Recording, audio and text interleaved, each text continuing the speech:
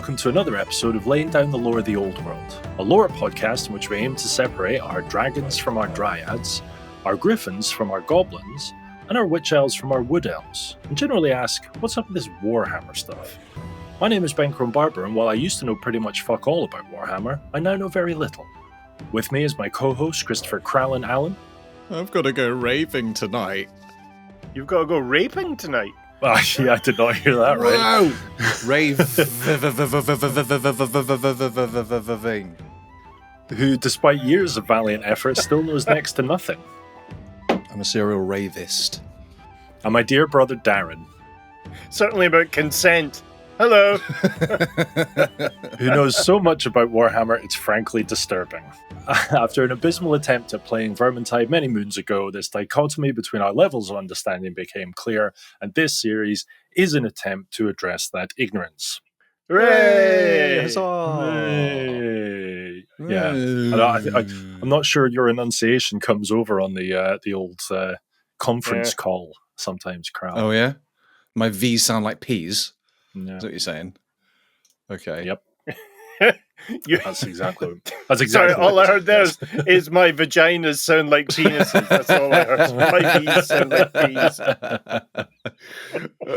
I even struggle when we were doing the Bloss Blemp. Bloss Blemp. I can't.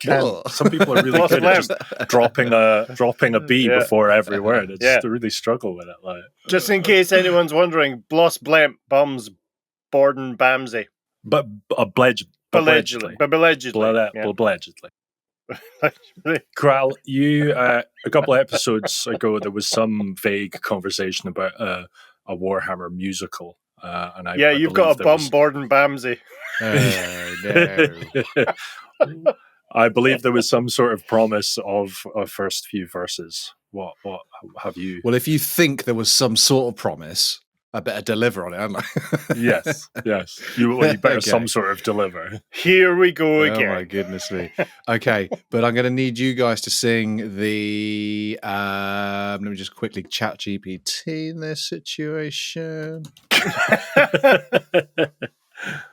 Okay, if you can sing or hum the "Laying Down the Law of the Old World" theme tune. I will sing it to that. The opening verses of the Warhammer fantasy musical starring Darren Barber as himself. Hello. Okay.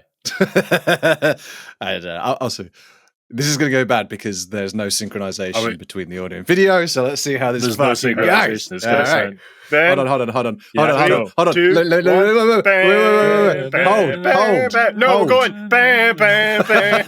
Wait. Okay, fuck it, let's do it. Right. Yeah, you guys sing it, okay? Right, Dar. On 3, Dar. Well, 1, 2, 3, and then go, yeah? Yeah. Okay, 1, 2, 3, and go. Screaming chitter in the rafters, plotting this and that and those. Dark elves glide in velvet shadows, danger raptured rise. Dwarves marching with stomping boots, ill brothers, nothing. While Bretonian horse, you love a noble ride. Okay, verse 2. Let's try verse 2 without any backing music so that we can actually hear what you're saying. Yeah, this time with feeling, guys. Okay, here we go. Once we go. Oh, gather close, ye lords and rogues, your stories interlace. From caverns, courts, and castle fields will meet upon this stage. With steel and spells and stubborn wills, the realms will clash as one. So strike the chord, raise the highlights, the warplay has begun. Wow! 5 gold rings! That was actually pretty fucking amazing. I'm colorfully impressed. Yeah, I will take responsibility for creating the prompt into ChatGPT for that. Thank you. And now, Kral, after having performed once, you shall now perform again. Oh dear. Hello, Reichland. It's time for the WhatsApp recap.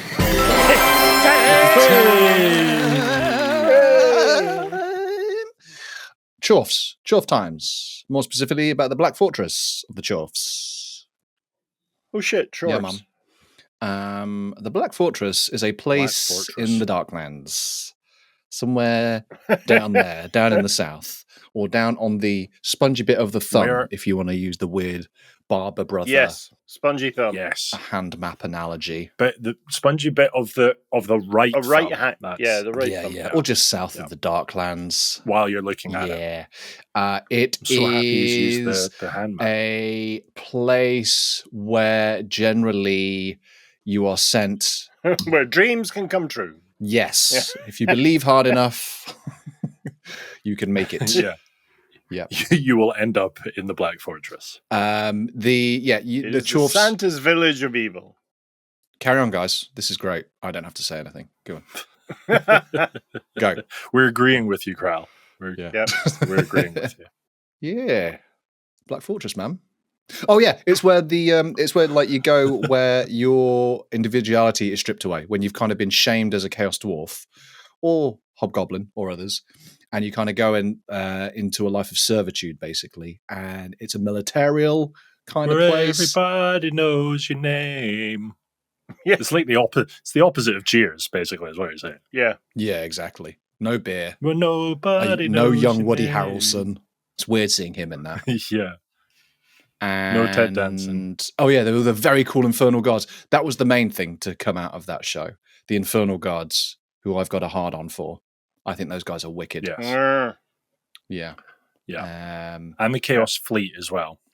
And the Chaos We Fleet. did talk about the Chaos Fleet. Yeah. With their rammers and their shooters. Oh yeah, and there was all the vehicles as well.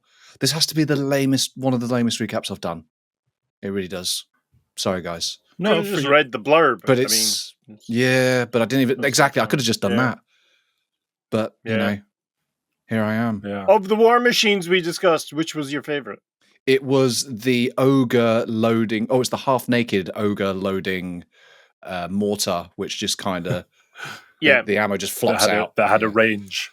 Exactly. It barely had a range. Yeah. 1 meter. Yeah. Just drops it.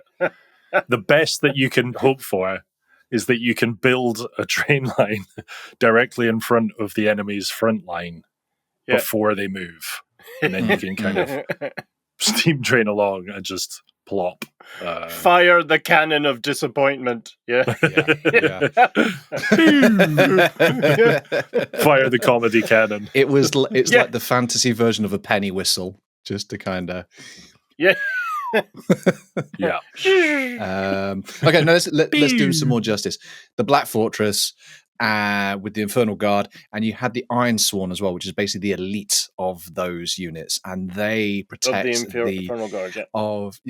Are the Iron Sworn? Do they protect the leaders of the Black Fortress in particular, or are they just bodyguards of all leaders throughout the Darklands, including Tsar Nagrand or the Sorcerer Prophets? It tends to just be the leaders of the Black Tower. Yeah. Yeah.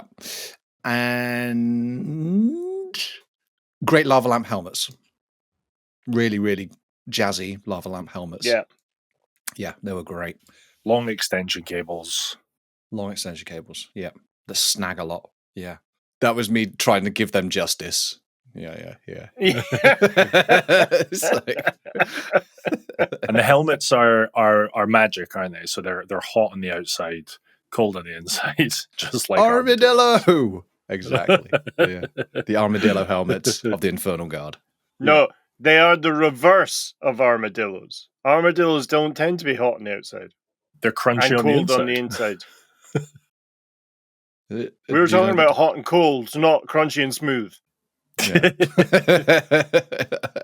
Okay, but which side is crunchy? That's all we really all right, care you've placed me into an existential quandary now. I don't know where I am or what life is. Or am I crunchy? Hang on, am I a fucking armadillo? Well, that was terrible because that was one of my favorite episodes, I think, learning about the Infernal Guard, and I really didn't do it justice.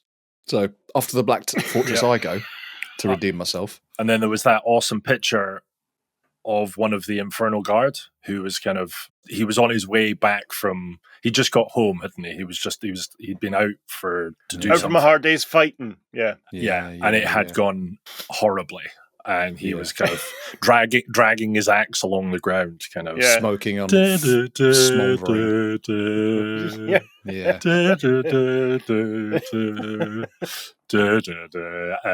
And so on. What was that song? That was a much better song. We could have sung to that. It's the scene from Arrested Development where they keep playing that. Is it the Snoopy music? I think it's the music from Snoopy, and then they do the sad walk. If you've seen Arrested Development, that makes a lot more sense. I've seen it. I can't remember that. If you got this joke, you'd understand how hilarious it is. Enter canned laughter. Sideways. Right, enough of this horse shit. Yeah. Today we are going to move pretty far, what's that direction? East of the Darklands, where we will start our expose on the goblins that are hobbed. Or hobgoblins, Excellent. So it's almost, it is a culture, it's a separate culture from the Chaos Dwarves that's brought into their empire. And as with all our episodes, we are going to start with a map. Harumble. So on the left-hand side of this map, you can see the Darklands almost in its complete entirety. Kind of. Yes. Yes. Yeah. 100%. Kind of. Yeah. And then you see the Ogre Kingdoms are going through the Mountains of Morn. Oh, yeah. Yes. You can see just at the end of the word Ogre Kingdoms, you can see ancient giant lands. And we'll cover them when we cover the Ogre Kingdoms, because that is the realm of the sky giants. Yes. Truly titanic giant beings. But that's all we're going to say about them just now. So is that ancient giants land, but not ancient giant land? It's referring to the giants that are... Yes. It's the ancient land of giants. Say ancient again, motherfucker. I dare you. So it's not the land of ancient giants. I dare you. Yeah. Okay. But I suppose the giants are also ancient. Because otherwise, presumably. if the giants weren't there, it would just be ancient land. Yeah. I do want to go to Giant Land. It sounds like a fantastic theme park. Everywhere's Giant Land for me. It's not that great, Ben. Have you, Kral, save you a trip. Have you ever been to a theme park and not been able to get on a ride because of the height restriction? They just don't see me. I just sneak through. Right between the ankles. Like a ninja. Yeah. Yeah. Like a ninja mouse. Okay. Squeak, motherfucker. Squeak, motherfucker. You were about to say meow. Oh, yeah. You've never seen a mouse before, have you, Ben? Posh fucking cat you got there. Meow. Oh, meow. You're falling into my trap. We are about to play the ultimate game of cat and cat. Yeah, but that's what a ninja mouse would say, as it passed the guy doing the tickets. And the guy's like, was that a mouse? And then he just hears in the background, meow, and he's like, oh no, it was a cat, it's fine. I've been real sick, meow. Yeah. So on the map above where it says Ogre Kingdoms, you can see Greenskin nomads. And that is the beginning of the steppe lands of Greenskin gonads. The far yes, greenskin gonads is exactly what I said. It's a rough, rippled, undulating bollock style country. Where I'm sorry. We have to stop. Did you just describe your scrotum as voluptuous? Oh, yours not. Did you just describe yours as undulating? So this is fantasy Russia. So we're in fantasy Russia, effectively. Wow. And so that area, even though it's not labeled it within that map, is known as the kind of Great Steppes, or the endless steppes.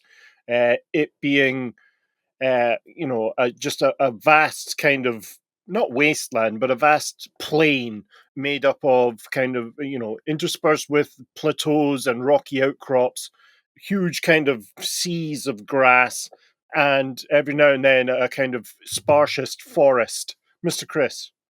Isn't it funny / ironic that the great steppes in the world, STEPPES, are actually like flat, mostly flat land, and there's not a step in sight?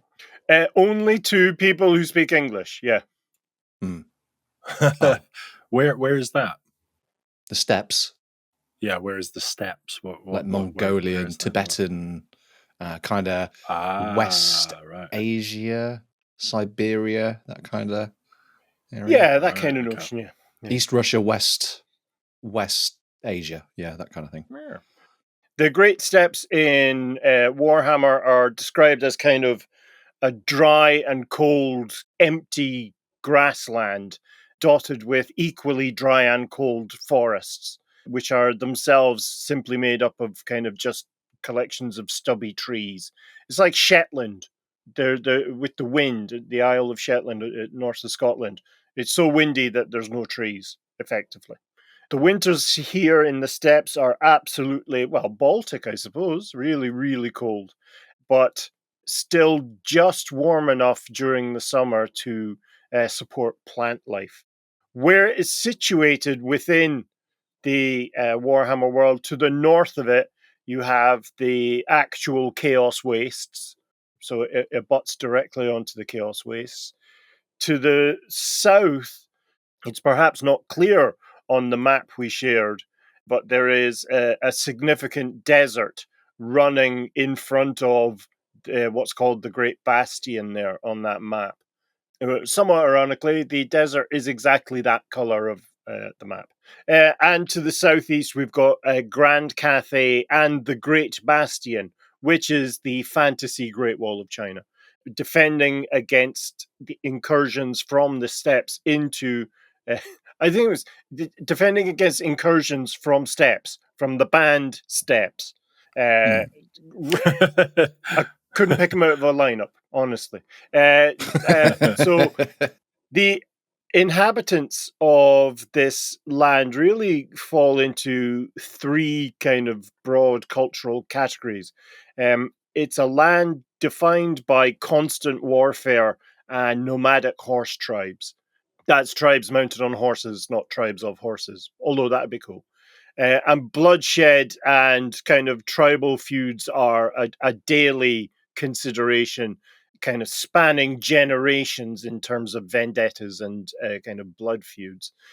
It's inhabited, as I said, by three broad categories. We've got the Kurgan, who we've heard before or heard from before. These are kind of chaos-worshipping humans, the Mongolian Norskins, basically, from the great kind of Chaos Waste tribes. We have the Hung, who are savage human tribes, who may or may not dabble in chaos on an individual basis. And then throughout the steppes, we have the Hobgoblin Empire, which is our focus today, of the Hobgobla-Khan. And so with this kind of bleakish landscape and the nomadic tribes that live there, it is, the steppes are portrayed as both bleak and brutal and in a constant state of kind of warfare, which seems to breathe. There's vast expansions from each group that dive into the lands of other groups, and it's kind of a roiling mass of fighting and land grabbing. Originally, the land was inhabited by a race known as the Scythians, who were a nomadic horse tribe, but much larger in scale. These then later split, it's unknown why, into the Kurgan, the followers of the Chaos Gods, the Mongolian Norskins, I suppose, and the Gospodars, who worshipped the bear god Urson. And that may be familiar to yourself and to listeners, that Oh yeah, I remember the Urson. Gospodars, around about 1500 AS, migrated west, settling in Kislev, and kind of most likely driven out of the steppe lands by conflict with the Kurgan tribes. Their arrival displaced the Ungals, who in turn moved to kind of western Kislev and the Troll country, nearly wiping out the other human tribe that lived there at that time, the Ropsmen. The dwarf records from High King Nirn Shieldbreaker mention kind of centuries-long westwards human migrations, probably from the eastern steppes or nearby regions on the far side of the World's Edge Mountains or the Mountains of Morn. Why are maps so fucking fascinating? It adds something to the description to be looking at it as you're describing it. I don't know why it's that visual accompaniment kind of helps tie everything together. I had a conversation with someone who studied geography. It was on some trip, and they said that everyone would be amazed how much culture is informed by geography.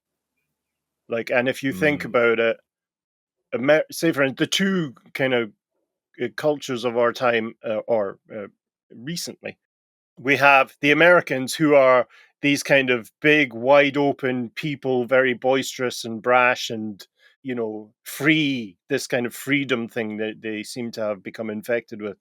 And that's their land. That's the land of Americas, that are, you know, the vast different geographical biomes in America are all huge and large and free. And you can see, like, I can remember being in Montana and I saw both sides of a thunderstorm that was moving in. And it was incredible. Compare that with, say, Russia, which is oftentimes portrayed as cold and bleak and how does that inform their culture? You know, the living is hard in Russia, or has been for generations. So yeah. So maps, I think, give you an idea of what those cultures might be like. Yeah. And then you got tiny little England in the middle of this North cold thing. Yeah. Yeah, wee man syndrome. Yeah. Exactly that. They got small man syndrome and then dominated everybody. Yeah. And exactly. then were and horrible now regretted. and then retreated. Now deeply regret it. But we still have all your stuff in the museums. Yeah. Yikes. We will give it back eventually, I promise. So the major Greenskin realm then within the steppes, the eastern steppes, is ruled by the Hobgobla-Khan. And it's considered one of the largest and most powerful Greenskin empires in the known world. Sounds like a dance. Inhabitants, the Hobgobla-Khan. Yeah, do the Hobgobla-Khan. Yeah. No? Okay. Welcome to... He's still in musical mode. Welcome to Strictly, where I couldn't think of it. I couldn't think of a funny celebrity. Borden Bamsey? Borden Bamsey will bance the Hobgobla-Khan. With the blah blah blah blah. With Bist of Balin. Bist of Balin would be bummed by Gloss Blam. Singing Bloblemian Blapsody. Bly Blee. Yeah. Blah blah. Plus blue the blah. Blah blah blah blah. Anyway. So this, of course, is inhabited and controlled by hobgoblins, perhaps the most notably treacherous goblin subspecies. It's not a centralized nation, but like a confederation of different tribes and kind of mini kingdoms, clans, I suppose, and tribes who owe fealty to the Hobgobla-Khan. So this is a very kind of Mongolian take. This is the window dressing around this culture, is a deeply kind of Genghis Khan and the Mongolian Empire as it kind of swept across the known world. It was traditionally, or has been traditionally considered to have been founded by the first Hobgobla-Khan, who, you know, that's no surprise. Kengai Khan is the name of the first Hobgobla-Khan. Positive mindset, that guy. Inherent, like, yes, I Hobgoblin can, or whatever it was. The empire itself, or the lands within it, are so tightly controlled by the various hobgoblin clans and tribes that 90% of the caravans that travel through the Silk or Silver Road never reach their destination, going in either direction, I suspect. So 90% of the ones going to Cathay never reached it, and then 90% of the ones that do and make their way back never get back. So it's like 1% make it to Wow. Okay. there and back. Crazy. And the people that do make it back are traumatized for life. Like they have Yeah. no use for. Yeah, they're like, it wasn't worth it. They have, yeah, they don't value earthly possessions anymore. The shit they've seen, they're like, Yeah. Yeah. You can tell that a caravan has made it there and back because when it arrives, it's just everyone is screaming constantly. Ah! Ah! Ah! Speaking of Grand Cathay has fortified itself against the Hobgoblin threat because when united for a great war, the various clans and tribes formed this Great Horde, and it's said to stretch from horizon to horizon of just Hobgoblin wolf riders followed by infantry. The key defensive points for Cathay is a fortress city called Shangyang, which is capital of its own western province, positioned near the newly revealed Warpstone Desert. If you recall, the land between Ind and Cathay is a warpstone-covered kind of poisoned desert, and it's through that desert that Clan Eshin migrated into Cathay and then back again to take over a position as one of the great clans. The fortress of Shangyang is also reinforced by not only just Cathayans, but by Tillian and Old World mercenaries who have traveled to make a new life for themselves. And it's to help reinforce not only that city, but the Great Bastion, the Great Wall of China, or Great Wall of Cathay, I suppose, to withstand the wrath of the Hobgoblin Khan. Mr. Chris. what's the alignment of Grand Cathay? Are they allies with the Empire? Are they independent? They are independent. Are they They are their Greenskin own nation. positive? Okay, fine. No. I think that they have in previous editions when they've been discussed. It's a culture that's kind of slightly been infected by Tzeentch. Okay. But that's there are Tzeentchian overtones to some of the provinces within Cathay. But as Cathay becomes, or as the lore for Cathay becomes more substantial, we'll do a couple of Cathay specials on what we have at this time. How many episodes would we get out of it if we were to do it now? Like, how much lore has been written for Cathay? One. Really? Right. It's that We'd short, get one. Okay, sorry. We'd get one lore one and perhaps one army one. God, I'm tempted. I really want to know about them. I think maybe it's because there isn't anything written about them that makes me so intrigued. Mysterious. Like it's mysterious. Yeah. Mysterious. Yeah. We said the Hobgobla-Khan rules with a real kind of iron fist, but also extreme political betrayal. Not ordinary political betrayal, extreme political betrayal. So the Khan is constantly setting tribes and clans against each other. We'd maybe argue, or it could be argued, this is to, have the strongest and most capable survive. But I think it's to stop those below him coordinating to overthrow him. Only one Hobgoblin Khan has died of old age. This was Morcar Khan, who's referred to as the Cunning. Morcar the Cunning, who got this kind of internal system of betrayals just right so that the Hobgoblin Khanate was strong, but no individual leader was kind of seen as a natural successor or a replacement, I suppose, for Morcar himself. Cunning, real cunning. Hence Morcar the Cunning, I guess. We'll dive into a bit on the Hobgoblins themselves as a race and culture. So that's the kind of setting. That's where the Hobgoblins exist in. What do Hobgoblins look like? Well, there's really two interpretations, and we'll pop them in the show notes. So we've got a color image and a black and white image. The color image is from Warhammer Online, and the black and white is from the Chaos Dwarf Codex. Chaos Dwarf Army book, sorry. So the black and white image first, you can see it's this kind of hunched over evil goblinoid figure carrying an axe and shield, dressed in kind A bit of a dad bod. Yeah, dad bod with scale mail armor and kind of long robes and a weirdly bulbous pointy hat on the top, which makes their face kind of look real moon shaped. That is a wicked picture.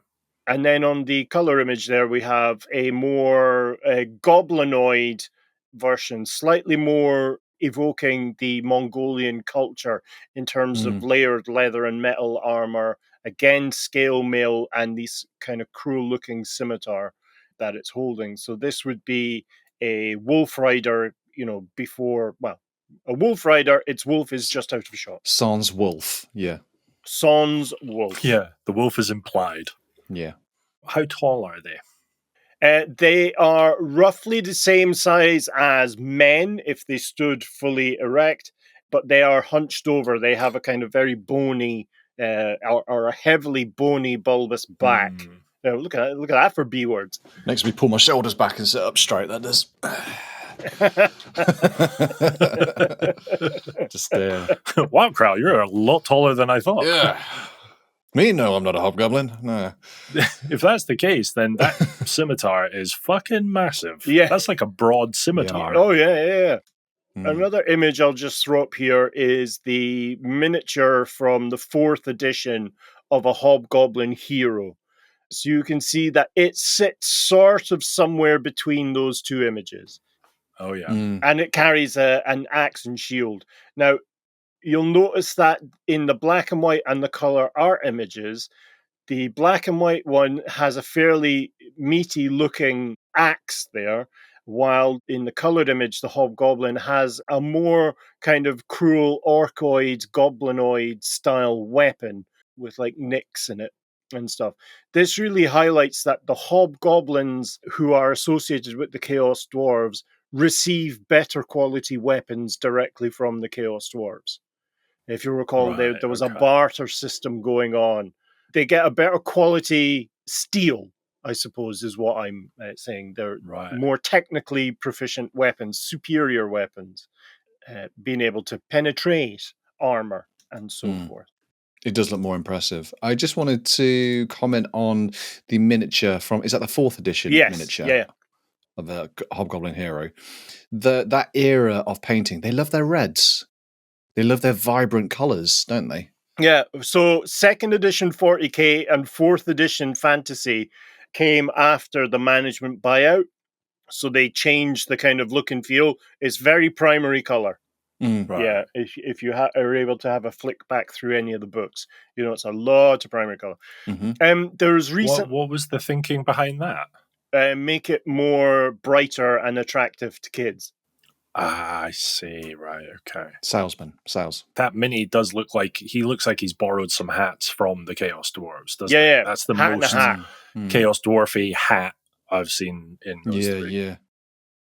So if we I'll throw up one more miniature here, and then we'll move on. Again, Chaos Dwarves recently had a new Blood Bowl team released, and with that Blood Bowl team there are of course hobgoblins, and so that's what a hobgoblin looks like in Blood Bowl. So again, tall goblinoid style creature, thin, skinny, conniving, sneaky looking is what they were going for. And I can relate to that. Very few American football players carry knives. I'm not saying they don't, but it's just very few of them. Yeah. They're concealed. Yeah, exactly. Even fewer have them on show. Yeah, that's true. This guy's just showboating. Look at my knife. So as we've said here, hobgoblins are a distinctive, separate goblinoid subspecies native to the eastern steppes, ruled over by the Hobgoblin-Khan, and they form the core of the population for that kingdom. It is, I think, the single greatest Greenskin empire in the known world. And by greatest, I mean largest.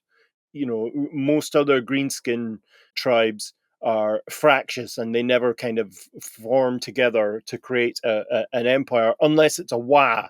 The equivalent of the Eastern Steppes would be the Badlands, and that's just constant roiling civil war between Greenskin races. Chris and then Ben. The Greenskin nomads. So we're talking about the Hobgoblins. In that region, are the Hobgoblins the most dominant Yes. Greenskin race in terms of number and power? Yes. Yeah, okay. Yes to both of those. Yeah. And do other Greenskins kneel to the Hobgoblins? No. Or does it depend on the region? Like sometimes you get Orcish leading clans, sometimes you get Goblin leading clans, sometimes you get Hobgoblin leading clans. It's a mix. Yeah, well, no, not really, because within the Hobgoblin Empire, the Hobgoblins will almost routinely kill any other goblinoid they find within their realm. Mm-hmm. It is the Hobgoblin Khanate for Hobgoblins. It's very, very right wing. Got it. Yeah, very right wing. Okay. Yep. Yeah, Mr. Ben. Do the Hobgoblins, are they susceptible to Wa energy as well? Are they Wa inclined? Are they pro Wa? It's a very interesting question. There are no Wa rules for Hobgoblins. There's no Wa effect. Interesting. Yeah. And is that because the Wa thing is a bit more primal and they're a bit more intelligent? Like they're a bit more it's that front brain then. Yeah. Up there for betraying, down there for Wa. It's that kind of it's that kind of notion, yeah.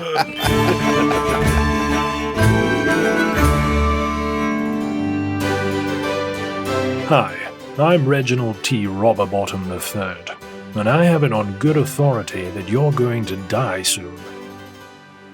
That's right. Life here on the Eastern Steppes is hard for us Hobgoblins, and it can be particularly precarious and, quite frankly, short-lived for a warlord such as yourself. That's why you need to plan ahead. Now. Likely by tomorrow, if we're being completely honest. Here at We'll Hold On To That For You and Sons, we specialize in estate planning for those in short-term positions of authority. And by that we mean all positions of authority. Our basic will packages ensure your sword, armor, and funny-looking hat are passed down to your heir, unless of course your heir is underage or weak, in which case we'll hold on to them for you. Our premium loot distribution service guarantees your plunder will be fairly divided among your allies, unless of course your allies are all dead or die very suddenly in a completely unrelated blunderbuss accident, in which case we'll hold on to them for you. We even offer secret betrayal insurance, ensuring a large payout to your offspring if you are stabbed in the back by a nominated party. Unless, of course, the nominated party committed the backstabbing legally, in which case we'll hold on to it for you. Whatever your current level of power, we've got the estate management solution for you. We'll hold on to that for you and sons, because where you're going, you won't need it.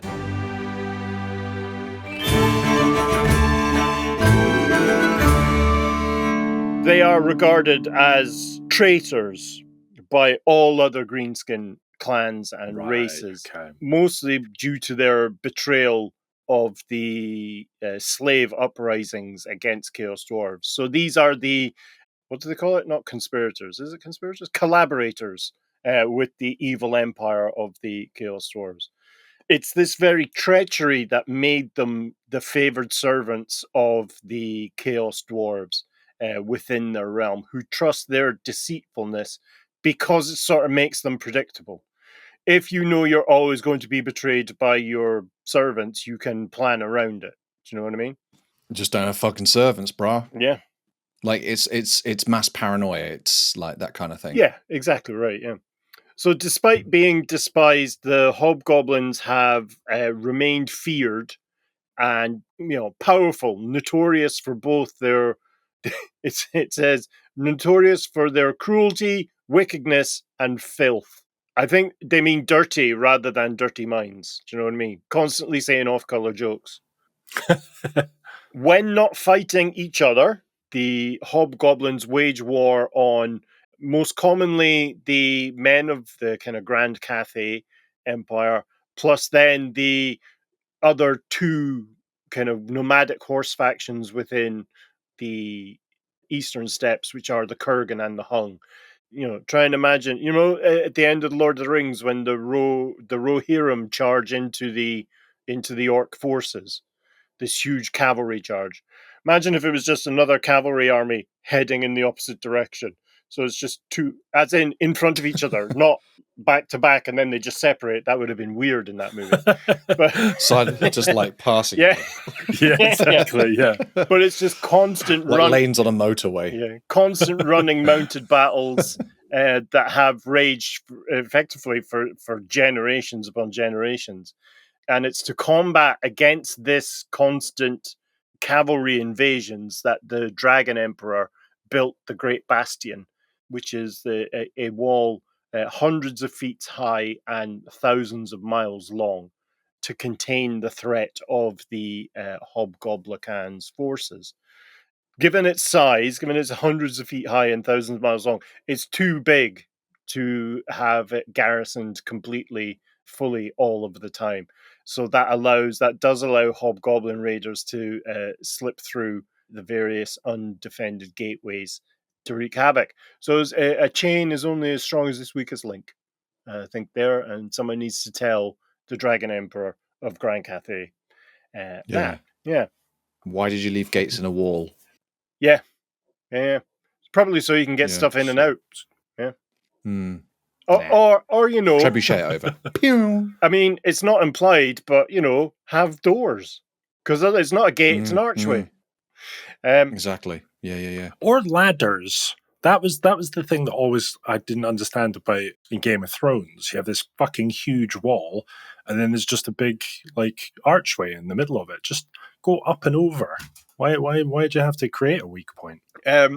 People still need to get in and out, though. You can get more guys in at once through a hole rather than up and over. Okay, hold on. I hear what you're saying. More ladders. More ladders. A second ladder. I've just doubled your productivity right there. Thank you very much. Yeah. Oh Christ, lads! No, we're done for. I think that's another ladder. Yeah, it's that kind of. But there's three of us. So, in terms of their anatomy, we discussed that they're kind of quite hunched over. They have quite a small nose and needle-like teeth. Was in what's described as a permanent sneer.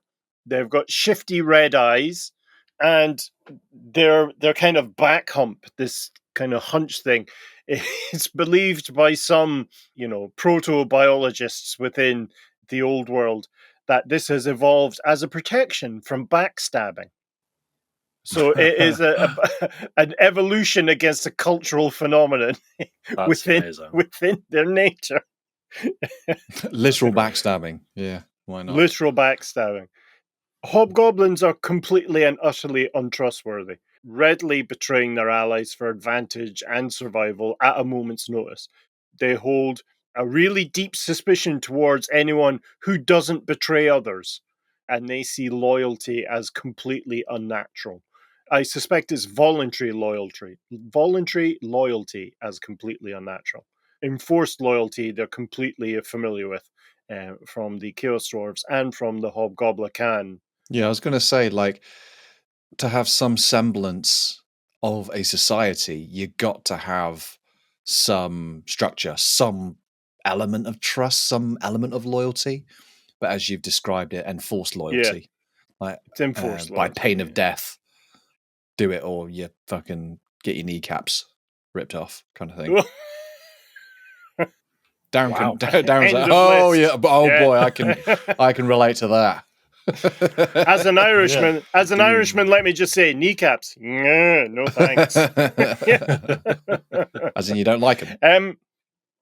No, as in my home country, there was a habit of shooting people in kneecaps. I know.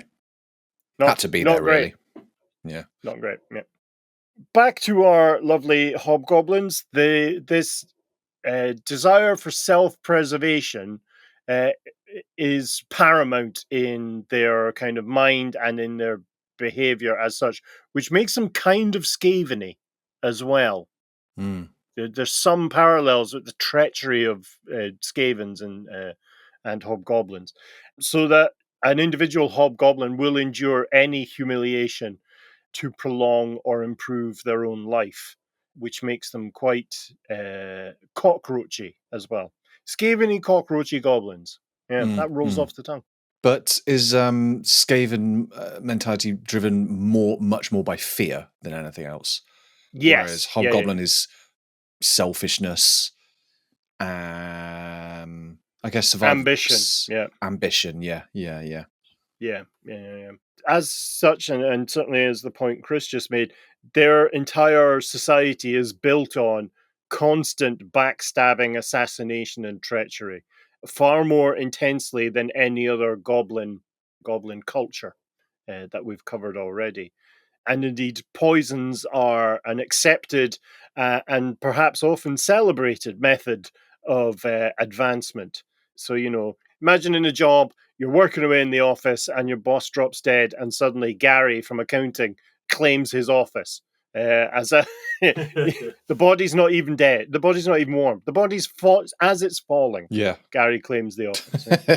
And then everyone congratulates him. Yeah. And agrees that it was a deserved it was an excellent promotion. Job, an excellent job. Yeah. So concepts like honor, morality, and cooperation are completely alien to hobgoblins, where almost nothing is done voluntarily. Everything has to be forced at the tip of a blade, or the promise of great riches or great influence as they're manipulated. Which will never come. That's exactly right. We'll throw up just some images of hobgoblin minis and army lists from the past. So hobgoblins have been a thing since the 3rd edition, well, since before the 3rd edition, which I like to call the 2nd edition. And they did have their own army list within the Warhammer Armies book. And it was a small kind of mercenary army that you could build. And I've just popped an image there. Again, all images will be in the show notes. Otherwise, the guys will take my kneecaps. So you can see they do have, just from the art, they do have a very kind of Mongolian style aesthetic, especially the two kind of leaders that are there. And of interesting note, that commander pose is amazing, isn't it? Unaccustomed as I am to honorableness, So if you have a look at the options available to the Hobgobla-Khan or Hobgoblin Khan, as they were back then, they've got a temple dog mount. And this kind of ties back into their constant invasion and looting of Cathay, that you could actually have them on what's traditionally seen as a kind of Chinese lion dog style statue that appears in various temples around China and other Asian countries. So there you have, I think this is now from 87, so it's going to be the cusp of 2nd and 3rd edition. You can see a hobgoblin general mounted upon a kind of green-haired, angry temple war dog mini, which is it's adorable. It's adorable. Yeah. There was a few miniature ranges available to hobgoblins. They did have very briefly a range of hobgoblin warriors and champions, but it's so obscure that I couldn't really find any images for them. They did also have a rocket launcher. So it was a very basic early Eastern style single-use rocket launcher that could fire into enemy units like a mortar, if you see what I mean. It just launches a rocket up and then explodes within a unit. But you almost never hit because a hobgoblin's kind of range capacity is not very good, and the rockets themselves are also not very good. We then got into worse than useless, it sounds like.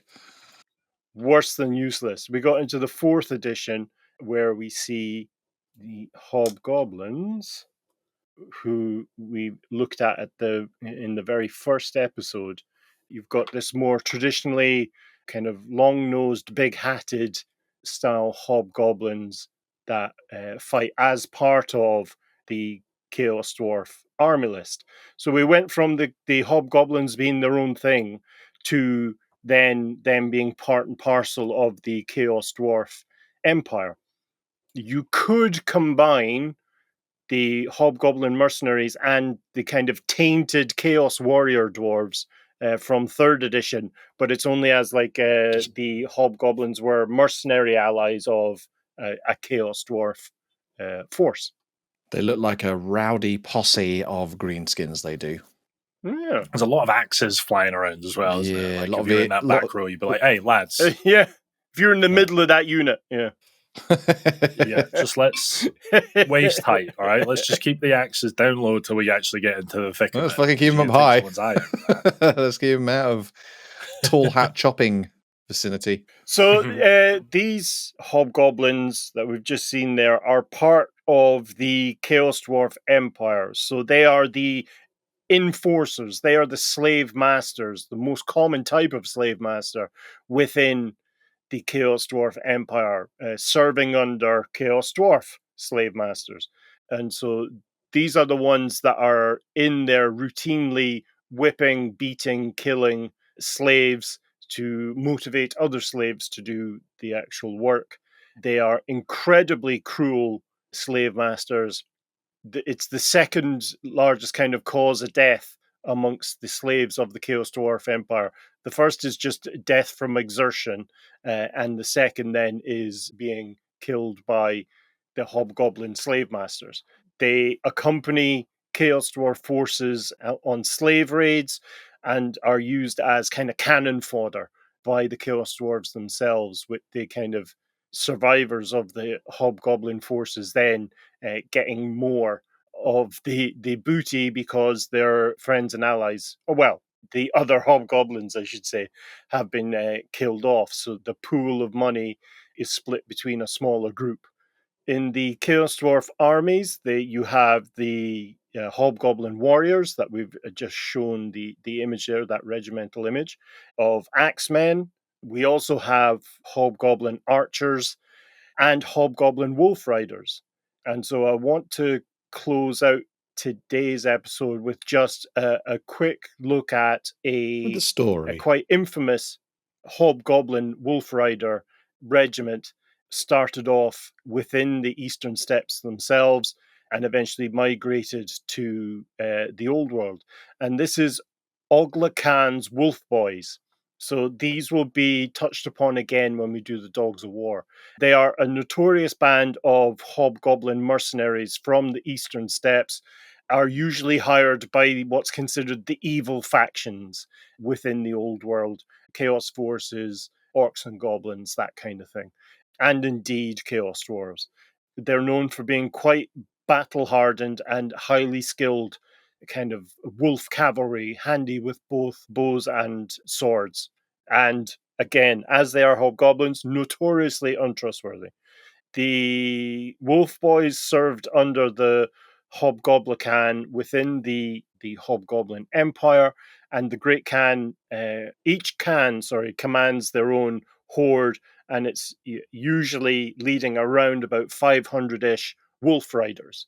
Oglakan was once a wealthy and favored vassal of the Great Khan, commanding 600 spears or 600 Wolfboyz, and owning himself personally 100 giant wolves, infamous in battle and also infamous for the type of treachery that he would carry out. Some battles are cited, so the first being the Battle of Zen 2, which was fought between the Hobgoblins and the Cathayan Emperor Pu Yi. Great name. When the Hobgoblin commander Hablokan fell, many Hobgoblins fled, and Oglakan decided this was his time, so he switched sides and started attacking his own tribes, his own kind of Hobgoblin Khan mates. But unfortunately, he had miscalculated because the Hobgobla-Khan himself and the Great Horde arrived over the hill and just kind of swarmed the Cathayans, beating them back and winning the battle. Declared an outlaw by the Hobgobla-Khan, Oglah fled into the western side of the steppes, and many of his followers, as he travelled from the steppes through the World's Edge Mountains and into the Old World, were killed off, a lot by Chaos Dwarfs and Chaos Dwarf forces as he transitioned through the Darklands. An event called the Battle of the Long Knives.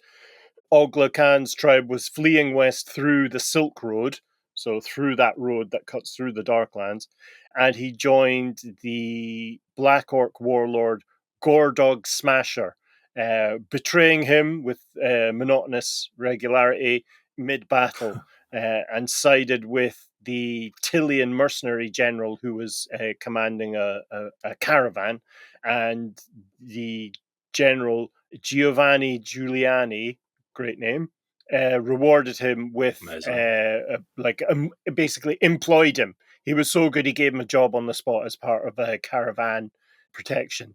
And since then, the Wolfboyz have served as scouts and skirmishers across the Old World, with their current reputation being quite famous throughout Tilia and the Border Princes, that kind of southern aspect of of what we would consider to be the Old World. And despite his past and his culture and his very nature, Oglakan has shown no record of treachery while serving under Giuliani. It's unclear as to whether he's actually changed or he's simply waiting for a moment to be described as the ultimate betrayal. Probably the latter. In terms of their appearance, I will just pop another final image. They're butt naked. It's effectively goblins with what you would describe as Asian eyes, or almond eyes, I suppose. Yeah, almond-shaped eyes, which makes me kind of uncomfortable. The fact that they've done this, not the fact that they have almondy eyes. Yeah. When were these released? These were 5th edition. So it was the next edition after the Chaos Dwarf book. Would this have been the same era a la Famir? No. We are talking 2 editions after Famir. So Okay. So really they should know better by this point. Oh, they should have known better at the start, but still, it's even then it's a bit racy, quite literally. Yeah. Lessons were not learned. The lessons were not learned. So they fight typically as Hobgoblin Wolf Raiders, Hobgoblin Wolf Riders. And you can see in the center there is Oglakan himself, together with the standard bearer and the hornblower. They appear as kind of dirty, wicked, and shifty. That's their description, not the description I'm giving those particular miniatures. Clad in mismatched gear from the kind of a combination of the Mongolian aesthetic of the steppe cavalry and then some aspects from Tilia, shit they loot as well. Yeah. Their most common armament are spears, scimitars, and short bows, and they are armed with either kind of light chainmail or scale armor. Mr. Chris. Sorry, I'm just trying to understand. Are you saying they're pretty much in the full-time employment of that Tilian general Giuliani? And second question, wasn't Giuliani was like the district attorney of like New York or something a few years ago? He was the mayor of New York during 9/11. Mayor of New York. Yeah. Right, okay. Yeah. But he was named after the Warhammer character. Indeed. Yeah. Yeah. Oglah Giuliani. Yeah. First question, yeah. Am I understanding that this mercenary Hobgoblin mounted rider clan are in full-time employment by Giuliani or not? Yes. Yeah. Okay. Yeah. That does not mean they're not loaned out to other armies. Got it. As part of agreement, as part of kind of broader political agreements that Giuliani has. You'll notice their shields, they have kind of 3 red talon slashes, and that's their symbol, red on white.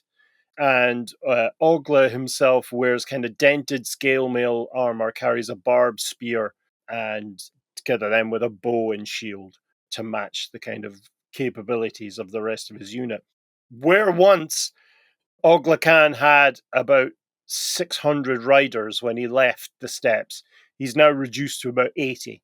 and they tend to move in quite tactically sound formations of kind of a shifting swarm. So there's a central kind of large, massive cavalry surrounded then by kind of smaller satellite groups of outriders, 10 or 20 at most in each group, with others then in pairs scouting out far ahead, trying to locate enemies and possible ambush sites, either for them or against them.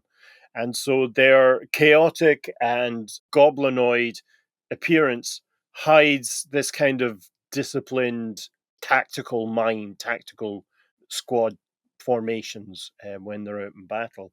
That tale of Oglakan is what happens when you betray one too many and you get kicked out of the family and have to try and bring your the tactics of the steppes, the tactics of cavalry combat to the kind of mercenary marketplace of the old world. Sounds like he came out all right, though. Sounds like he made the most of Oh, it. he came out. He's doing fine. Yeah, he's doing Boy, fine. done good. Yeah. Thriving. Yeah. So that was effectively all the lore on hobgoblins. There's some other named characters we'll deal with in the next episode when we look at named characters, but there is not much in the way of specific Hobgoblin Chaos Dwarf lore. It's like 3-4 paragraphs in the initial book, and then there was a White Dwarf article about this character, about Oglakan, where the steps were discussed in a bit more detail. We'll cover the kind of different units and war machines that they have access to in the various lists when we look at the armies in a couple of episodes' time. Yeah, there we go. Hobgoblins. Wow. Hobgoblins. Well, hobba-gobba-doos. I wouldn't trust them. I wouldn't trust Yeah, them. wouldn't trust I them. would not trust them. Yeah. No. So As far as I could throw them, which wouldn't be far because they're quite large. Yeah, they're surprisingly large. Yeah. When they stand upright, they are kind of the. I'm just trying to think of their character in terms of relation to the Greenskin family. You got orcs who are just brutish, very primitive. Yep. Kind of crowd hive mind type thing in the form of the Wa. You've got goblins who are the smartest of the Greenskins. They are the most coordinated. They're between orcs and goblins, so goblins including night goblins and common goblins, they are smarter than orcs, but they're not the smartest. Arguably, the hobgoblins are the smartest. Hobgoblins are the smartest, right? Okay. Yeah. Got you. Yeah. Okay. On average, yeah. Yeah. So they are they the most successful of the Greenskins because of that? I would say so, yes, because they're the only ones that have a homeland. They're the only ones that have an empire that they control. Yeah, okay. Under the leadership of under a single leader. Yeah. And is that in large part because they've learned to, there's not a symbiosis, but they've learned to work with another humanoid race, a non-greenskin race, who are able to their own benefit. They're more human than all of the other greenskins, aren't they? They're yes, but I think it's more to do with the access to technology, in quotes, that they receive from the Chaos Dwarves. Their weapons are better. Yeah. And thus, even a bad warrior with a good weapon is an okay warrior. Rather than a bad warrior with a bad weapon is pretty ineffective. Mr. Chris. Do they breed like orcs? It's not stated, but I assume that they do, yes. That all greenskin races are fungal in their reproductive cycle. Cool. But I imagine that because they're kind of more, and I say this in bunny ears, civilized than other greenskins, that it's like much more organized. Like they have nurseries, no sporing before creches. Marriage. Exactly. Yeah. Strict rules. And given that there are no genders, then yes, that's weird. Yeah. They're androgynous, are they? Fertility centers that don't have anything to do with fertility. It's just It's just spores. It's just spores. To call it Wall to back wall. to the start of the episode, I'm sorry, Chris, there's no V's and P's Oh. within. There are no V's and P's. We've come full circle, which is something they'll never do. There are S's, Mm. which is spores. Yeah. And a few Q's. Yeah. Please. But yeah, so they are a distinct, separate culture from all other greenskins that exist really in two places. They exist as the Hobgoblin Khanate, but also as enforcers within the Chaos Dwarf civilization. Cool, man. Very cool. Yeah, I like them. Very cool. I like them. An interesting twist on the old green skin. Yeah. Yeah. Grand Cathay next, then. Here we No, go. we got to finish Chaos Dwarfs first, yeah. Duh. The half yeah, an yeah, episode yeah. we can do on Grand Cathay. Yeah. I'll take it. If that's all we've got right now, I will take it. Palate cleanser. Cleanser. Although that's too close geographically to where we are now, aren't we? We like to... We need like to go bounce different around directions, like Yeah. like a DVD save screen, like boing, boing, boing. I was on one of our hangouts with the Discord crew, and I was just asked, just out of curiosity, who they'd like to see next, and there was multiple people said halflings. I was like, well, That could be fun. Give the people what they that'll be a want. 2-episode Jackson, yeah. Excellent. Yeah. Always up for a 2-episode Jackson. All right, cool. Let's wrap up then. All right, that's all from us. Thank you so much for listening. If you want more Old World content, just hit the Patreon link in the description and sign up today to listen to our bonus show, Chunks of Dar, the first 5 episodes of which are now available free of charge. Details and imagery for the topics we've discussed in this show can be found on our website at layingdownthelore.com, where we also have all our previous episodes, release schedules, and merchandise. And you can also join our Discord for free. Just hit the link in the description and come and tell us what you think of Hobgoblins. Also, if you want the uncut video version of this podcast, you can jump on Patreon and sign up for Tier 3. Yeah. We'll be back again soon, displaying just how little Kral and I know. And until then, a cheery Hobgobbo. Bye. See ya. See you on the other side. Yeah. Toodaloo! Backstab, backstab, backstab.